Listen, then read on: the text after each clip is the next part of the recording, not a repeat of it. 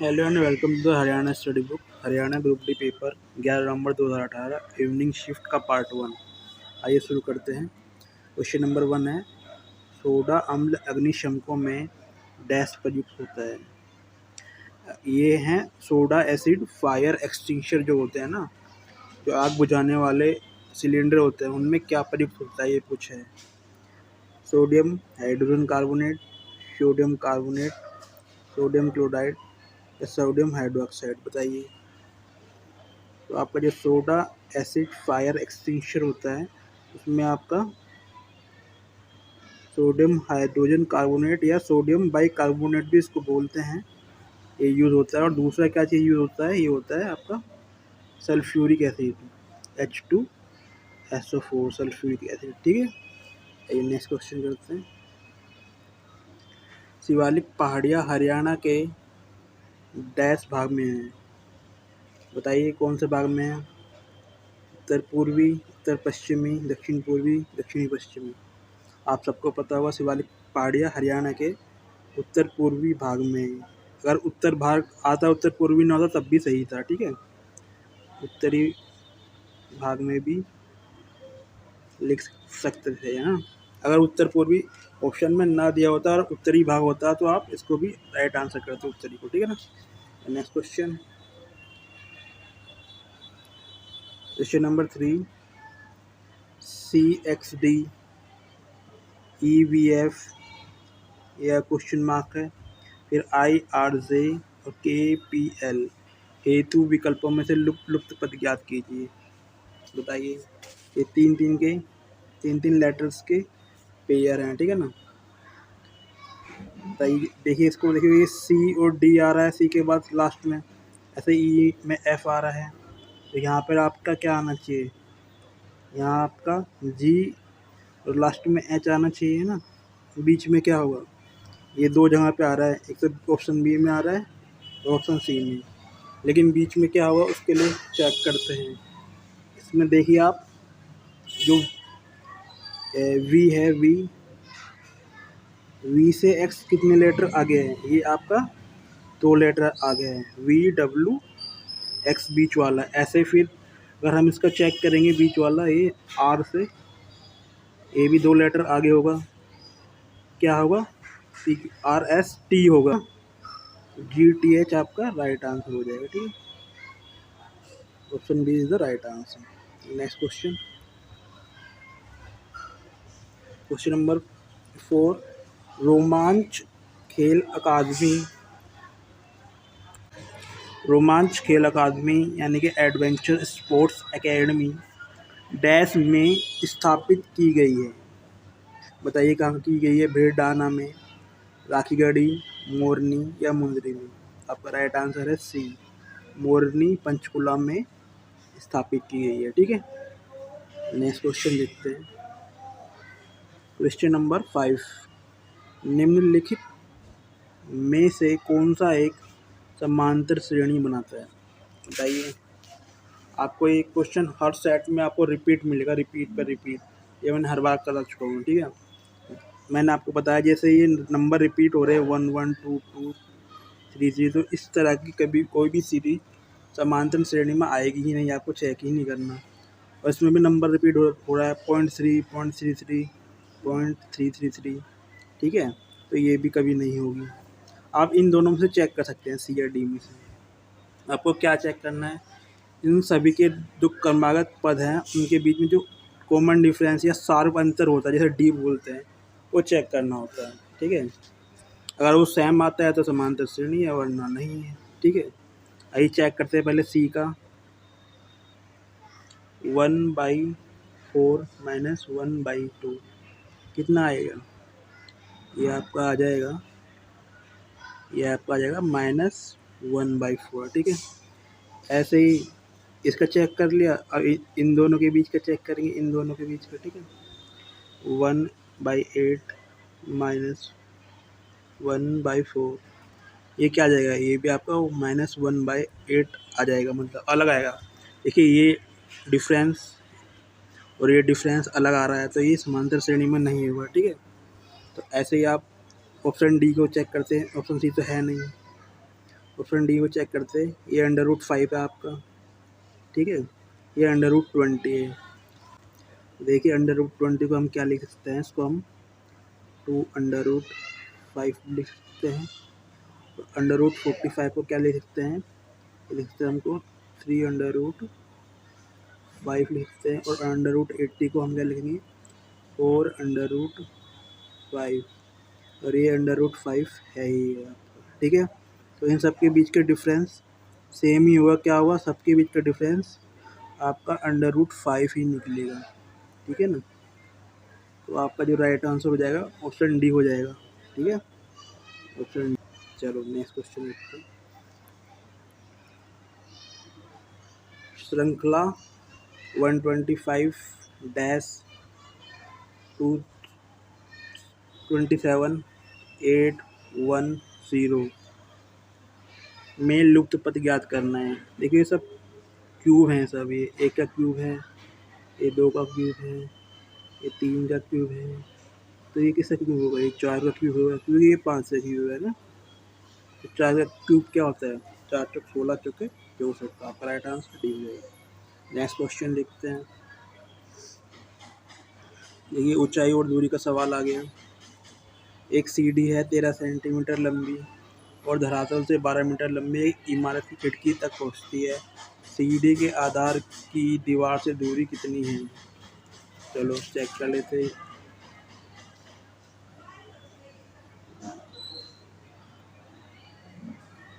देखिए सीढ़ी की लंबाई कितनी है, 13 मीटर दे रखी है, ठीक है। और धरातल से 12 मीटर लंबी इमारत, ये इमारत की जो खिड़की है 12 मीटर लंबी है, ठीक है। और मैं ये जो है ना सीढ़ी का जो ये आधार, ये सीढ़ी का आधार है इधर, और दीवार का आधार, इससे दूरी ये हमें पता करनी है। सीधा सीधा आप पाइथागोरस फॉर्मूला में लगा देंगे। कौन सी, कर्ण स्क्वायर बराबर लंब स्क्वायर प्लस आधार स्क्वायर, ये होता है ना, लंब स्क्वायर प्लस ए से हम आधार को डिनोट कर रहे हैं, ठीक है। तो कर्ण क्या है हमारा 13, इसका स्क्वायर करेंगे तो कितना आएगा, स्क्वायर करने पे हमारा 169 आएगा। और लंब क्या है हमारा 12, इसका स्क्वायर करेंगे तो कितना आएगा 144। 12 का स्क्वायर 144 होता है। और आधार हमें निकालना ही है। चलिए इधर चले जाएगा, कितना हो जाएगा 169 में से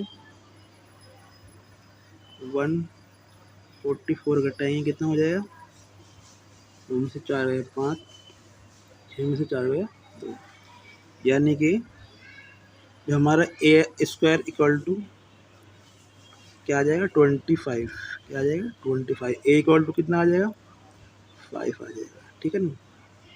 ए इक्वल टू 5 मीटर, ठीक है, 5 मीटर आ गया। तो आपके राइट आंसर है ऑप्शन ए, ठीक है। नेक्स्ट क्वेश्चन देखते हैं। अरावली की पहाड़ियाँ डैश भी कहलाती हैं, बताइए क्या कहलाती हैं। शिवालिक की पहाड़ी भी कहलाती हैं, घग्गर कहलाती हैं, मेवात की पहाड़ियाँ कहलाती है, हिमालय। तो अरावली की पहाड़ियाँ आपकी मेवात की पहाड़ियाँ भी कहलाती हैं, ठीक है। नेक्स्ट क्वेश्चन देखिए, मैंने करंट अफेयर का क्वेश्चन डाला हुआ है, क्योंकि 2018 के जो शेट के अंदर पुराना करंट अफेयर का क्वेश्चन पड़ा हुआ था, ठीक है। तो मैंने ये आपका नया डाल दिया, ये भी अच्छा क्वेश्चन है। केंद्रीय शिक्षा मंत्री श्री धर्मेंद्र प्रधान जी ने 1 अगस्त 2023 को कौन सा मोबाइल ऐप लॉन्च किया। उसका नाम है उल्लास, ULLAS, की फुल फॉर्म है understanding life long learning for all in society, ठीक है, ठीक है। नेक्स्ट क्वेश्चन करते हैं।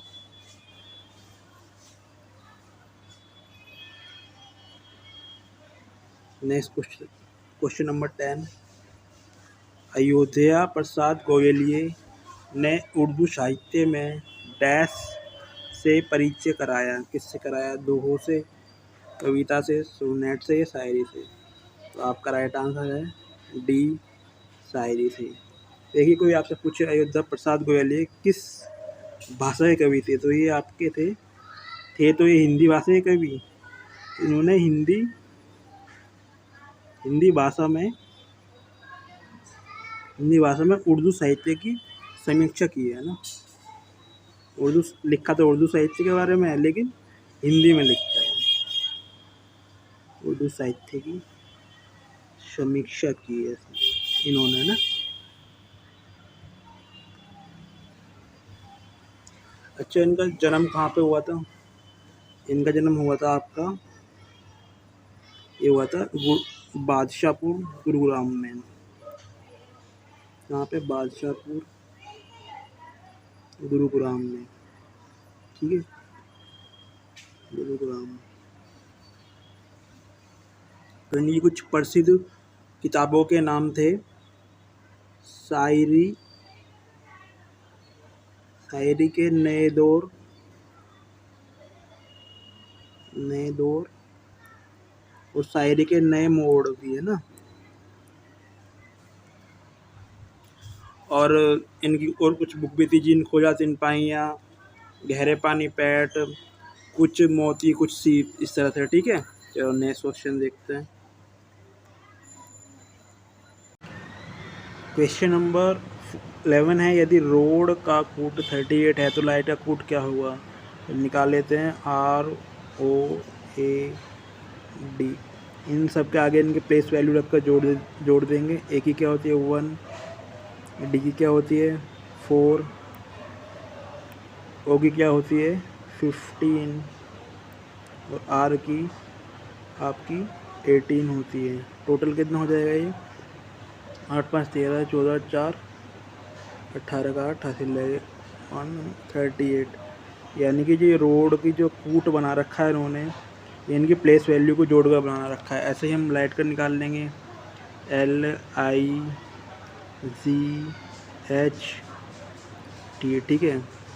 तो टी की क्या होगी हमारी, ये होगा 20, एच की क्या होगी हमारी, जी की हमारी 7 है, एच की 8 होगी, और आई की 9 होगी, और एल की आपकी 12 होगी। इनको जोड़ लेते हैं, ये होगा 8 7 15, 15 2 17, 17 और 9 26, 26 का 6 यहाँ से लगा 2, ठीक है। 2 2 4 1 5, तो 56 आ जाएगा आपका, ठीक है। तो राइट आंसर आपको ऑप्शन सी हो जाएगा। हम नेक्स्ट क्वेश्चन करते हैं। क्वेश्चन नंबर 12 है, महाभारत में हरियाणा को डैश के रूप में दर्शाया गया है? किस रूप में दर्शाया गया है? तो आपका ऑप्शन ए द राइट हो जाएगा, बहुधान्यक के रूप में दर्शाया गया है, ठीक है। नेक्स्ट क्वेश्चन,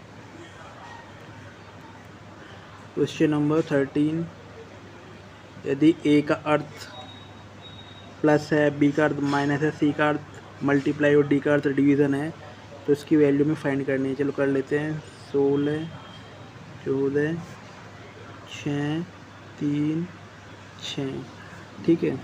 ए का मतलब क्या होता है प्लस, सी का मतलब क्या है मल्टीप्लाई, डी का मतलब डिवीज़न, और बी का मतलब है माइनस। तो सबसे पहले हम डिवीज़न को सोल्व करते हैं। कितना आ जाएगा 2, इधर 14, इधर 16 प्लस इधर माइनस का 6 आ जाएगा, ठीक है। तो ये क्या होगा 28, ये 16 प्लस ये -6, टोटल कितना आ जाएगा? ये आ जाएगा आपका 22 और 16, है ना। कितना हो जाएगा 22 और 16 आपका 38 हो जाएगा। कितना हो जाएगा 38, ठीक है। तो ऑप्शन सी आपका राइट आंसर हुआ, ठीक है ना।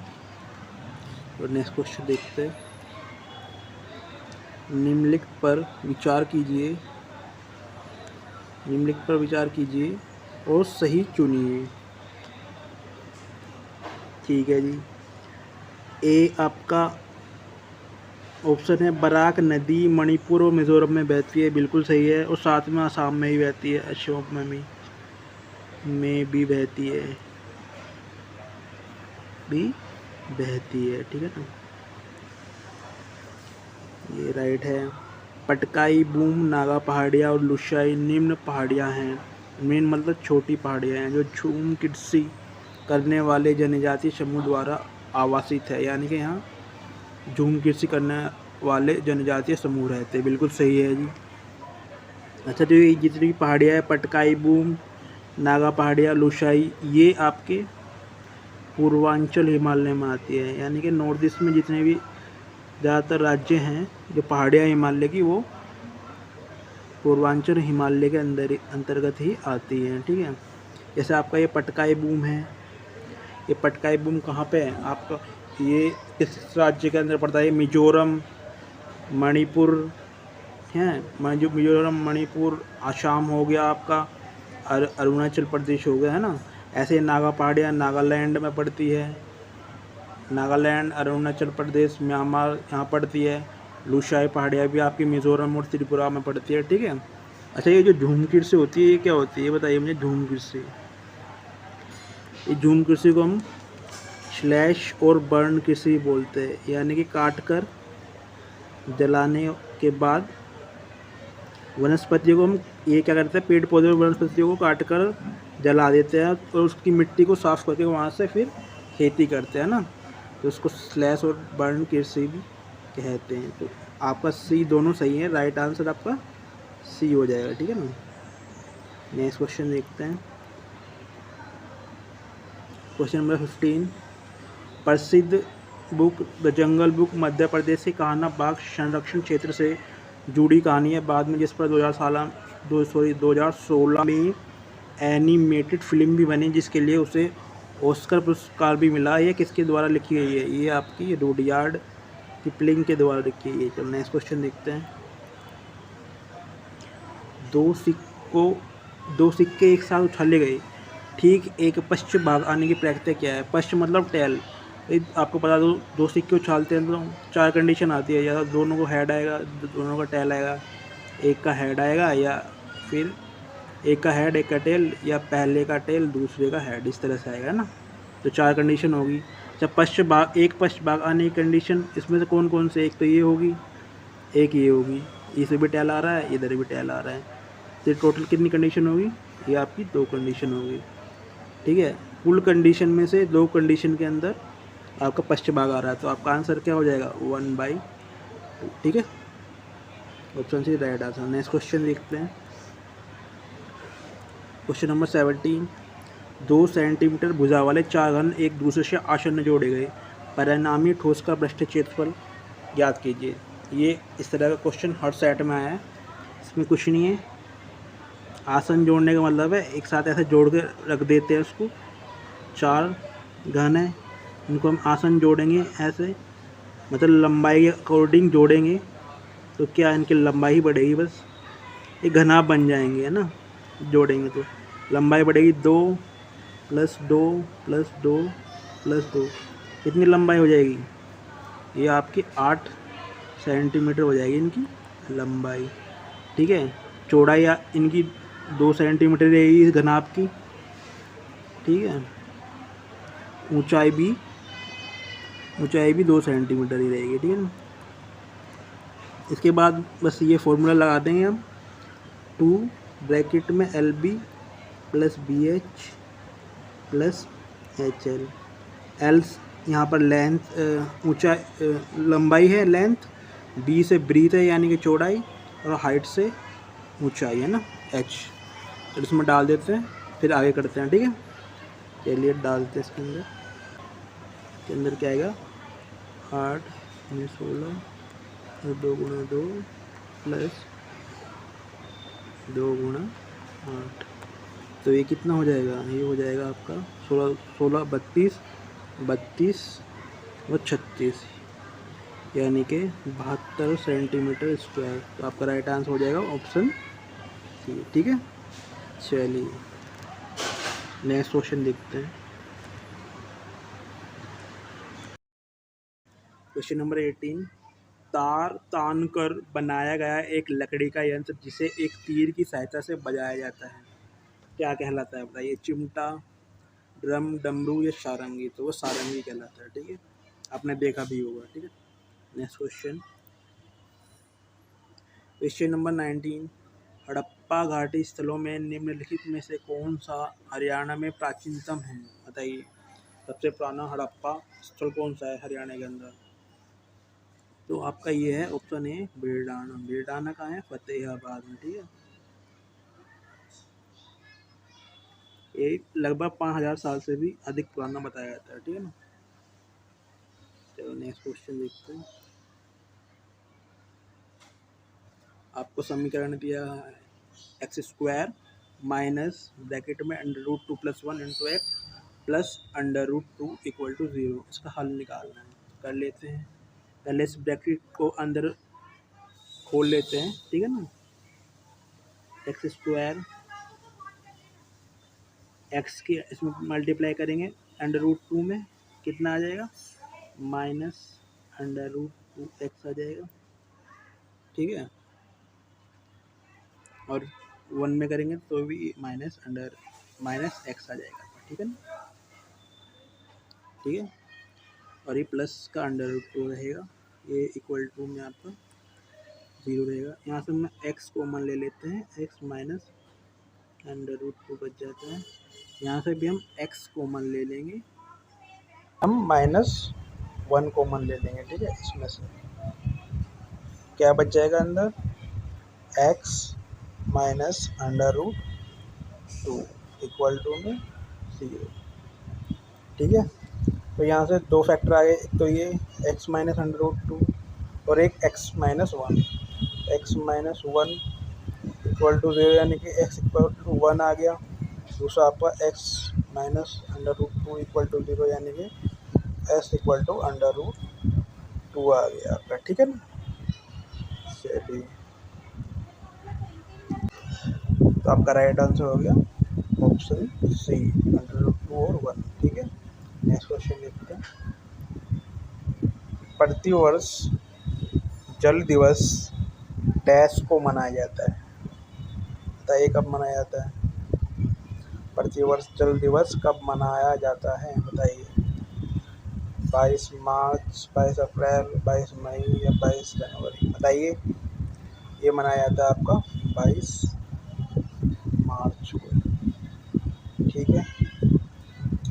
अच्छा, इसकी 22 मार्च, 22 अप्रैल, 22 मई, इसकी एक ट्रिक है। इनके तीनों जो डेट है आपकी, ये इनमें सब में कोई इम्पोर्टेंट डेज आता है। मैं बता दूँगा इसकी ट्रिक क्या है। सबसे पहले हम लिखेंगे, यहाँ आप ले लें 22, ये 22 और ये 22। फिर यहाँ पे लिखेंगे MAM यानी कि मैम, ठीक है। इससे M से क्या लिख देंगे, मार्च। A से क्या लिखेंगे, अप्रैल। और M से मई, ठीक है। ये मैम लिखा था आपने पहले, है ना, ये मैम लिखा था, ठीक है।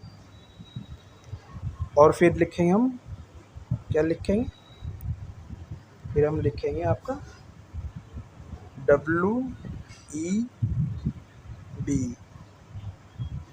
W से क्या हो गया आपका, वाटर, वाटर हो गया आपका, ठीक है। और E से क्या होगा आपका, अर्थ।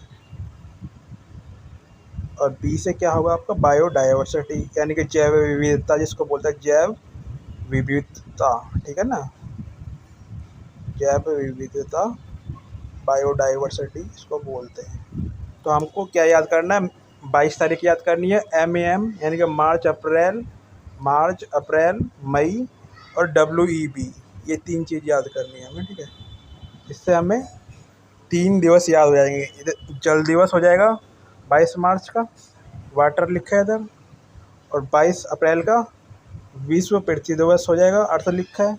और 22 मई का आपका विश्व जैव विविधता दिवस यानी कि बायोडाइवर्सिटी डे हो जाएगा, ठीक है। ठीक है, तो आपका राइट आंसर 21 का यही है, 22 मार्च, ठीक है। अच्छा, इसकी थीम क्या थी 22 मार्च, इस बार के जल दिवस की थीम क्या थी 2023 की, इसकी थीम थी बदलाव में तेजी, बदलाव में तेजी।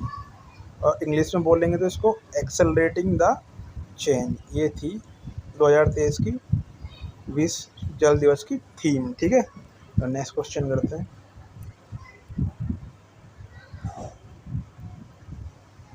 Question number 22।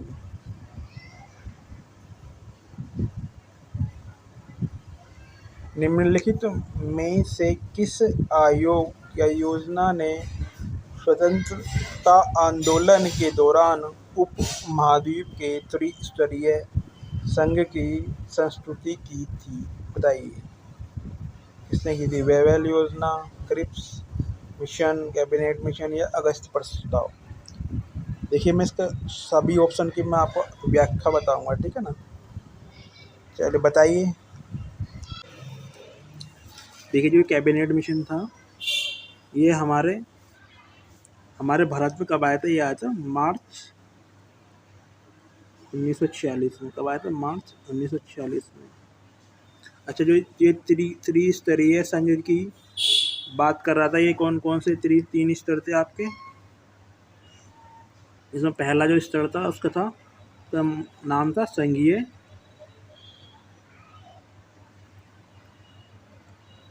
संघ, ठीक है। तो दूसरा स्तर था इसका मध्यम स्तर, उसका नाम था नाम था प्रांतों, इसमें आता था प्रांतों के समूह। तो तीसरे नंबर पे आता था व्यक्तिगत प्रांत, ठीक है। ये थे आपके 3 स्तर जिसमें प्रशासनिक संरचना की जानी थी, ठीक है। ठीक है। अच्छा, ये जो कैबिनेट मिशन था इसके 3 सदस्य थे, उनके नाम भी कई बार क्वेश्चन में आए थे पूछने को। क्या नाम था? एक का नाम था पैथिक लॉरेंस,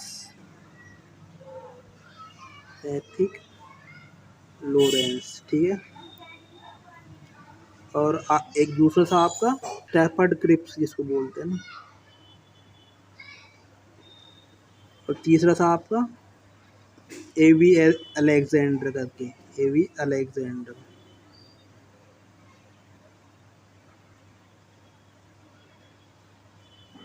ठीक है। 3 हो गए आपके, पैथिक लॉरेंस, स्टैफर्ड क्रिप्स, एवी अलेक्जेंडर, ठीक है। चलिए इसको थोड़ा रफ कर लेते हैं फिर, और जो ऑप्शन है उसके बारे में डिस्कस करते हैं, ठीक है। अच्छा ये बताइए अगस्त जो प्रस्ताव था ये कब आया था? ये आया था आपका 8 अगस्त 1940 में। किसने प्रस्तुत किया था? वॉइसरॉय उस टाइम का था, वॉइसरॉय लिनलिथगो, लॉर्ड लिनलिथगो ने किया, इसका नाम था जिसने अगस्त प्रस्ताव को प्रस्तुत किया था, ठीक है। क्रिप्स मिशन कब आया था भारत में? क्रिप्स मिशन आया था आपका मार्च 1942 में आया था। इसका उद्देश्य था जो द्वितीय विश्व युद्ध चल रहा था ना उसमें भारतीयों की सहायता प्राप्त करना, भारतीयों से, है ना। द्वितीय विश्व युद्ध में यानी सेकेंड वर्ल्ड वॉर में भारतीयों का समर्थन प्राप्त करना था इसका उद्देश्य, ठीक है। भारतीय समर्थन, ठीक है। अच्छा, वेवेल योजना कब प्रस्तुत की गई थी? ये आपका 14 जून 1945,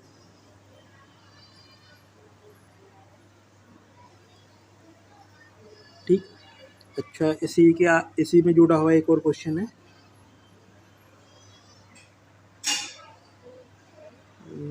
ये क्वेश्चन है आपका, एक शिमला सम्मेलन इसी के तहत हुआ था, शिमला सम्मेलन वेवेल योजना के अंतर्गत ही दिया गया था।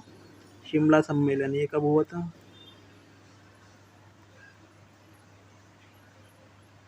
शिमला सम्मेलन आपका हुआ था ये 25 जून से 14 जुलाई, ठीक है। ये वायसराय जो वेवेल था ना इसी ने ये सम्मेलन आयोजित किया था, ठीक है। और नेक्स्ट क्वेश्चन देखते हैं।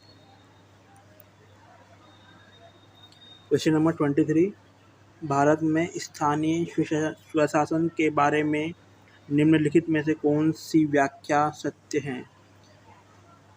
पहली व्याख्या है, पंचायत चुनावों में सभी राज्यों में इलेक्ट्रॉनिक वोटिंग मशीन का प्रयोग नहीं किया जा रहा है। बिल्कुल सही है, सभी राज्यों में थोड़े ना होता है ईवीएम मशीन का प्रयोग।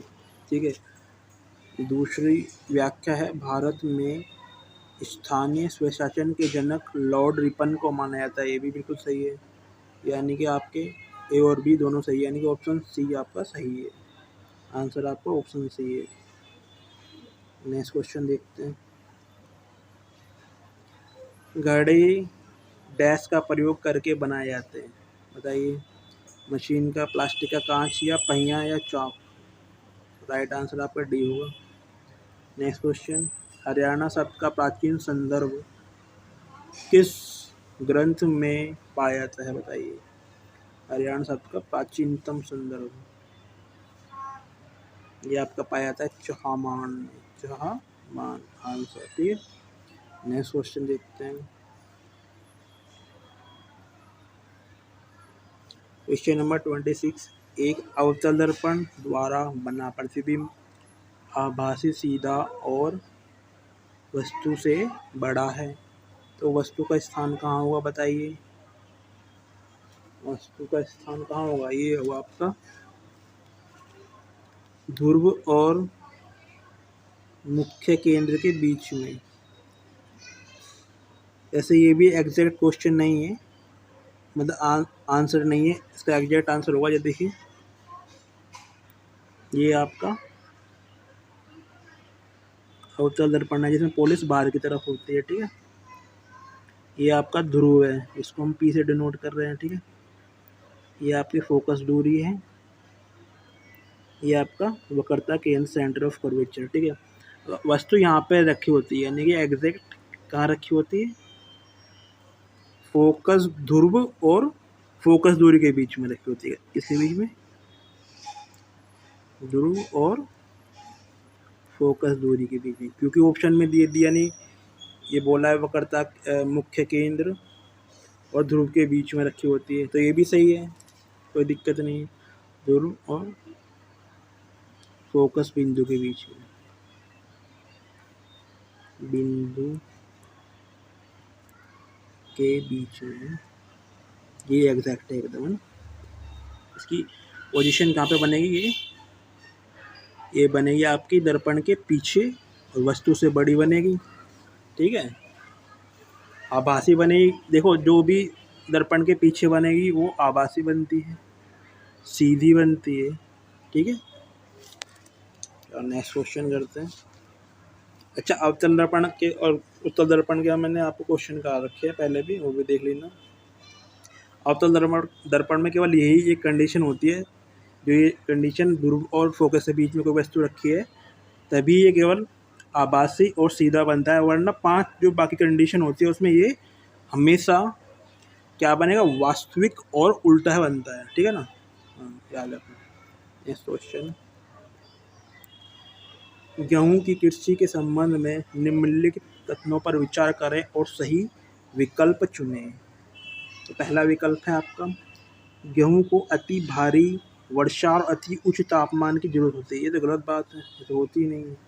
भारत में गेहूं सामान्यतः शीत ऋतु में उगाया जाता है, ये ठीक है आपका, ये ठीक है। कब? गेहूं किसकी फसल है? रबी की फसल है। कब बोई जाती है आपकी? अक्टूबर नवंबर में बोई जाती है। ठीक है, काटी कब जाती है? मार्च अप्रैल में। ठीक है, ऐसे ही तो होता है, मार्च अप्रैल में ना।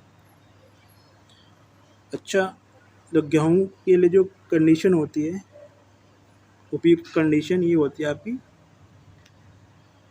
शीत ऋतु तो होगी, साथ में 20 से 29 20 डिग्री सेल्सियस से 29 डिग्री सेल्सियस तापमान काफ़ी अच्छा माना जाता है इसके लिए ना,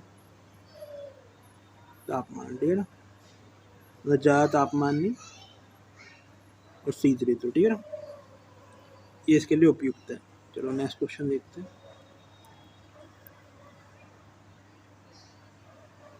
क्वेश्चन है, वह नृत्य जिसमें गोपियाँ कृष्ण के चारों ओर वृत्त बनाती हैं क्या कहलाता है? सबको पता है वो रासलीला कहलाता है। रासलीला उत्तर प्रदेश का एक शास्त्रीय नृत्य है या लोक नृत्य है। ठीक है, नेक्स्ट क्वेश्चन।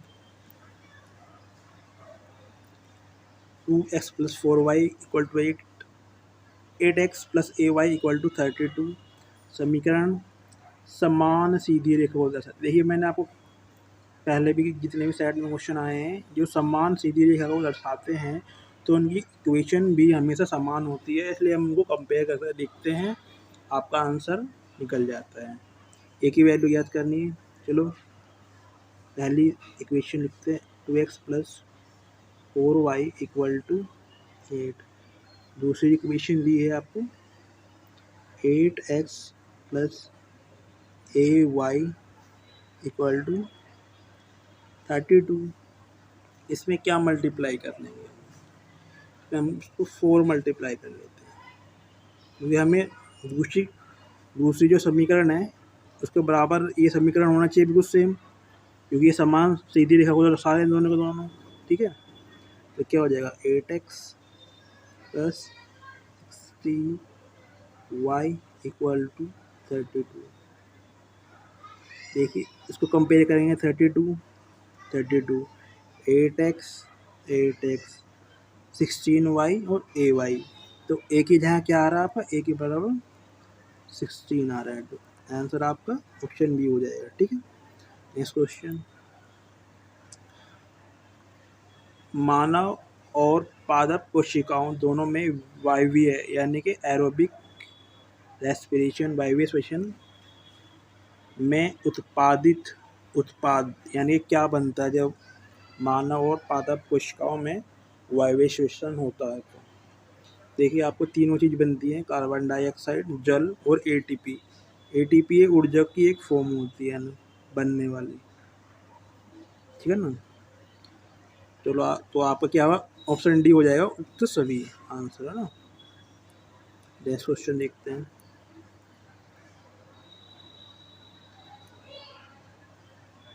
Question number 31। निम्नलिखित में से कौन सा ऑक्सिन हार्मोन है, पादप यानी पौधों में पाया जाने वाला हार्मोन है, के बारे में असत्य है, गलत है? चलो, यह तने के सीड्स पर संश्लेषित होता है, ये तो भाई एकदम राइट है, यहाँ होता है। हम पहले राइट देखिए, राइट मतलब कथन क्या है इसके बारे में, ऑक्सिन के बारे में, तो गलत भी देंगे। ठीक है ना। कोशिकाओं को लंबा होने में मदद करता है, बिल्कुल ठीक है जी, कोशिका को लंबा होने में मदद करता है ऑक्सिन हार्मोन। पादप कोशिकाओं में यानी कि पौधे की पौधे के अंदर पाए जाने वाला हार्मोन ऑक्सिन आपका। ठीक है ना। जब एक ओर से प्रकाश आता है तो यह छाया की ओर विसरित हो जाता है, बिल्कुल सही है जी, ये भी सही है आपका। यह वृद्धि को रोकता है जी, नहीं, ये वृद्धि को तो बढ़ाता है। ये देखो लंबा होने में मदद करता है, तो ये वृद्धि रोकेगा कैसे? तो आपका ये गलत है, यानी कि यही पूछा असत्य है, तो ये राइट आंसर आपका यही हो जाएगा। ठीक है। अच्छा, वैसे वृद्धि को रोकने वाला एक हार्मोन होता है, वो कौन सा होता है? तो जो वृद्धि रोकने वाला हार्मोन, वो भी पूछ सकता है ना वाला, पादप हार्मोन यानी पौधे में पाया जाने वाला हार्मोन कौन सा होता है?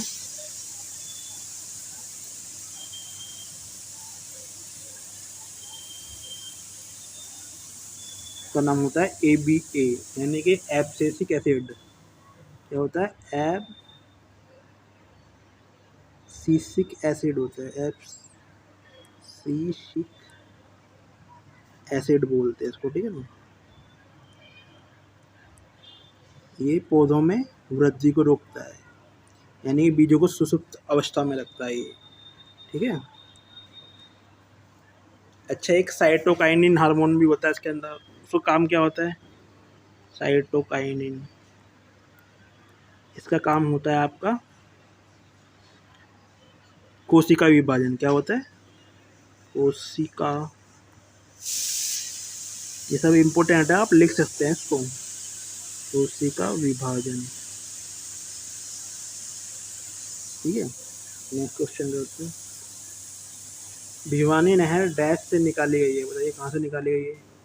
भाखड़ा नहर, उकला बांध, गंगा या यमुना। तो ये आपकी भाखड़ा नहर से निकाली गई है। भाखड़ा नहर कहाँ से निकाली गई है? सतलुज नदी नागल डैम से जो है ना, सतलुज नदी से निकाली गई है। ठीक है, तो नेक्स्ट क्वेश्चन देखते हैं।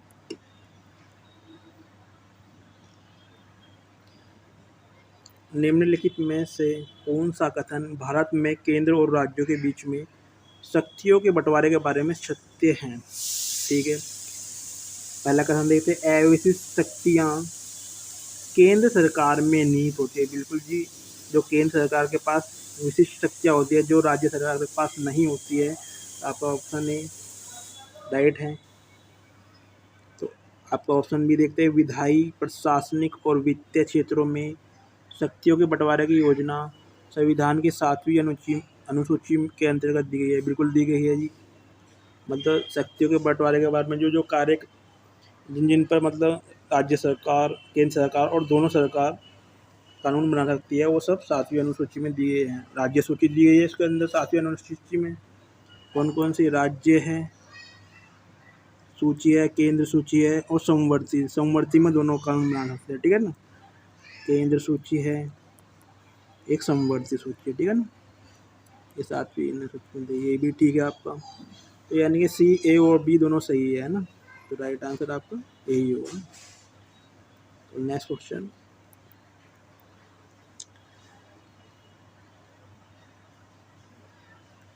वह शब्द ज्ञात करें जो अन्य 3 विकल्पों से भिन्न है। शिक्षक, चिकित्सक इंजीनियर।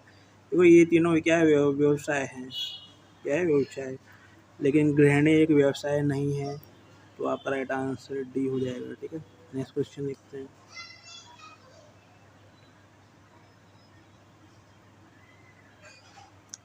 मीरा की माता की आयु का 4 गुना है। 5 वर्षों बाद माता जी की आयु मीरा की आयु की 3 गुना हो जाएगी। माता की वर्तमान आयु ज्ञात करें। ठीक है जी, माता की वर्तमान आयु हम x मान लेते हैं और मीरा की आयु मान लेते हैं y।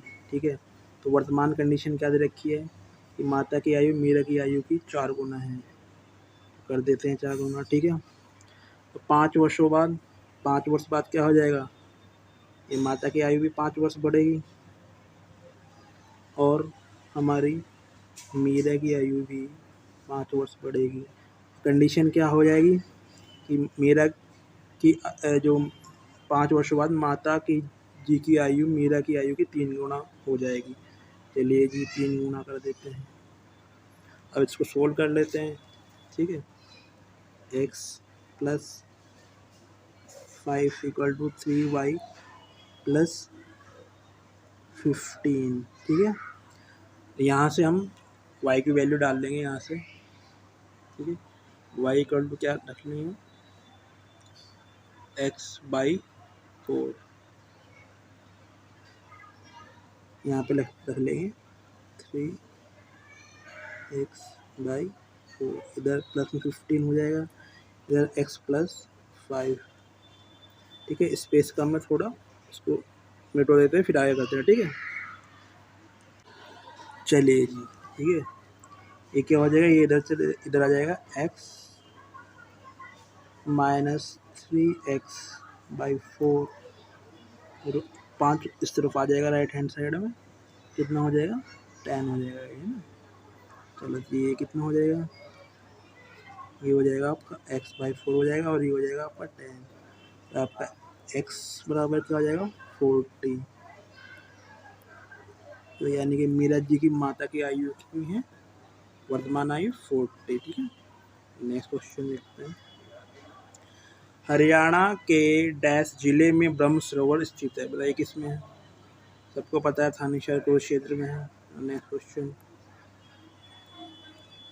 ये बहुपद दिया है आपको, px equal to 3x² minus 7x plus 10k का एक शून्य -1 है, तो k की वैल्यू याद करनी है।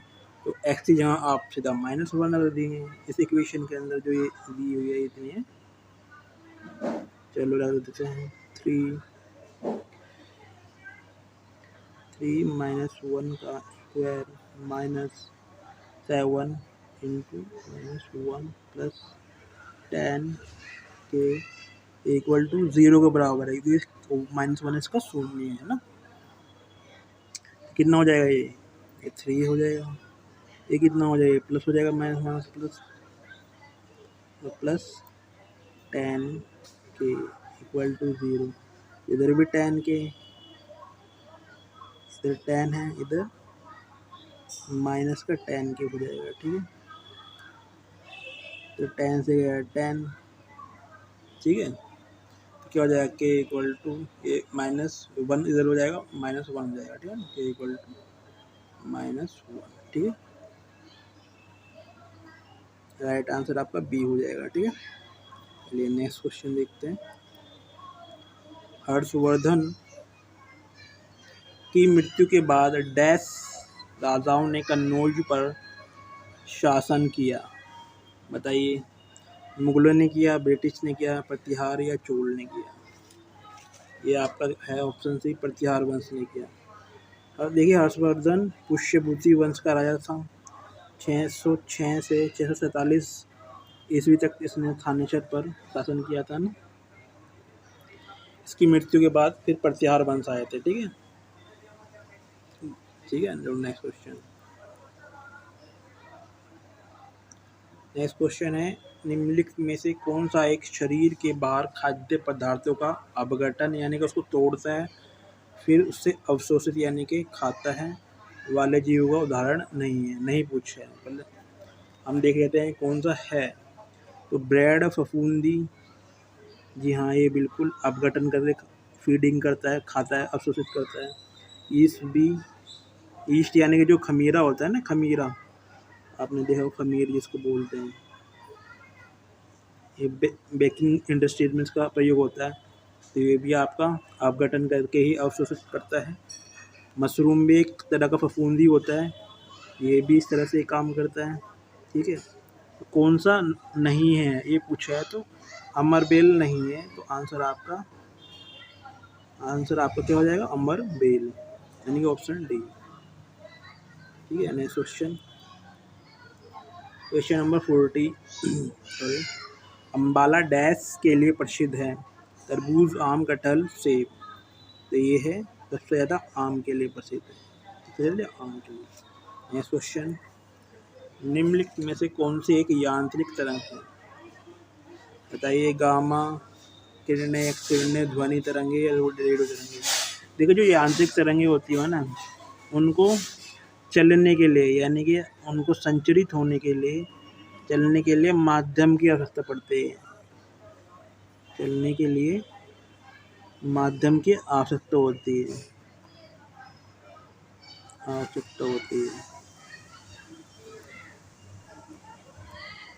और जो इसके विपरीत जो अयांत्रिक तरंगे होती है, या उसको अयांत्रिक तरंगों को हम विद्युत चुंबकीय तरंगे भी बोलते हैं, उनको चलने के लिए किसी माध्यम की व्यवस्था नहीं है। वो स्पेस यानी जो वैक्यूम होता है ना, वैक्यूम जिसे शून्य बोलते हैं, उसमें भी वो संचरित होती है, यानी चलने लगती है, चलती है ना, ठीक है। तो आपकी देखो गामा किरणें भी विद्युत चुंबकीय तरंगे हैं, यानी कि अयांत्रिक तरंगे हैं। एक्स किरणें भी विद्युत चुंबकीय तरंगे हैं, यानी कि अयांत्रिक तरंगे हैं। रेडियो तरंगे भी आपकी विद्युत चुंबकीय तरंगे हैं, यानी कि अयांत्रिक तरंगे। ध्वनि तरंग को चलने के लिए किसी माध्यम की आवश्यकता होती है, तो ये आपकी यांत्रिक तरंग है। क्या है, एक यांत्रिक तरंग है। आंसर आपका सी हो जाएगा, ठीक है। Next question, question number 42। Gandhi ji और उनके विभिन्न निकायों से जुड़ाव के संबंध में निम्नलिखित में से कौन सा या से कथन असत्य हैं, वो बताइए। पहला कथन है, वह क्रिप्स आयोग के एक सदस्य थे, जी बिल्कुल नहीं थे, वो थे ही नहीं। वे केंद्रीय विधान परिषद के एक सदस्य थे, जी बिल्कुल नहीं थे। वे संविधान सभा के एक सदस्य थे, जी बिल्कुल नहीं थे। तो आपके सभी के सभी कथन असत्य हैं, यानी कि सभी आपके, यानी कि उक्त सभी राइट आंसर हो जाएगा। यहाँ पे लिख दे ऑप्शन डी में, उक्त सभी असत्य हैं, है ना, ये आपका राइट आंसर हो जाएगा, ठीक है। तो नेक्स्ट क्वेश्चन देखते हैं। तो पार्ट 1 में 42 क्वेश्चन थे, बाकी के क्वेश्चन पार्ट 2 में कराएंगे, ठीक है। पार्ट 1 में इतने ही क्वेश्चन थे। तब मिलते हैं नेक्स्ट पार्ट में, तब तक के लिए बाय बाय, टेक केयर।